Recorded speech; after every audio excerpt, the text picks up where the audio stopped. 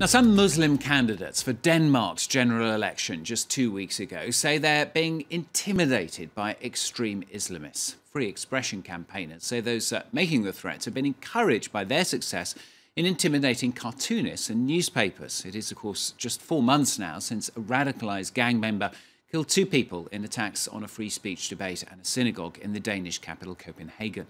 Malcolm Brabant reports from Copenhagen now on the defenders of free speech.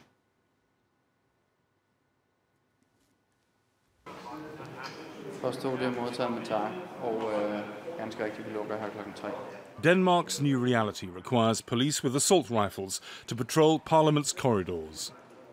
They're protecting not only Swedish artist Lars Vilks, who once drew the Prophet Muhammad as a dog and was the target of the first fatal attack in February, but also those who want to discuss free expression.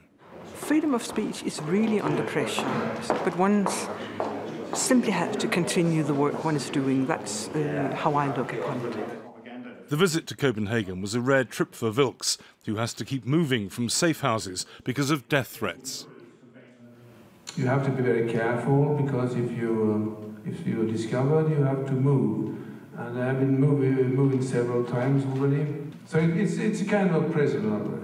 You're living in that kind of life.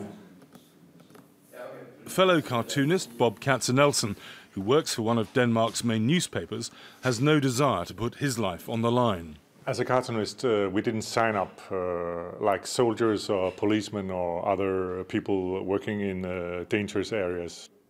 Instead of things calming down, they have escalated. You have to think once or twice about how you're going to approach certain topics, in specific religious subjects. So that has changed. Do I stick my neck out then and risk my head being cut off? Denmark is a war right now, and people in our society are willing to take up arms and fight against our way of living. This prominent free speech advocate is alarmed by increasing self-censorship in the Danish media. It's an incentive to other extremists saying, we may not be able to win the debate democratically in the free and open, but then we can resort to violence, intimidation and threats. The trickle-down effect of intimidation has made an appearance in Denmark's election campaign.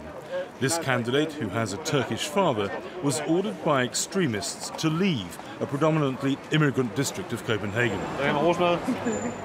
They said that voting was un-Islamic. I think it's a small group, but it's a very dangerous group, and it's also important that the police is here and can protect some of the candidates which have roots in the Middle East, because I'm not the only one who have this experience. You've got to be joking.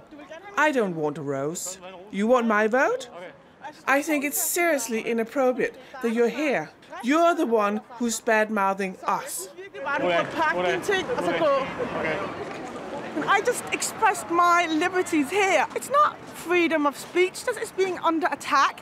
It's the whole way you take that statement and label it on people and being defined by other people. That's the problem.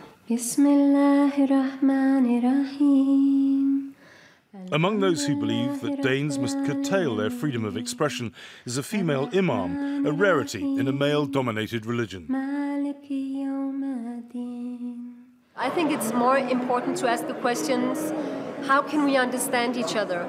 If we keep mocking people, humiliating them, generalizing Islam, I mean, of course we will have reactions. I think when we speak about free speech, we're so occupied that saying that free speech should be absolute.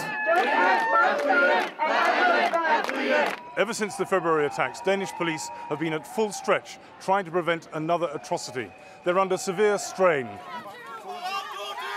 Here, they're trying to prevent anti-racists from clashing with a weekly demonstration of a small group that claims it opposes extreme Islam, but not all Muslims. It's necessary to be out here to protest against the Islamophobic movement that's getting bigger and bigger in Europe. The ideology behind is not okay and should not be allowed in public space. You should not be allowed to express racistic opinions and so on. If we don't stand up, we don't have the right in the future. We don't have a freedom of speech or democracy if we don't stand up.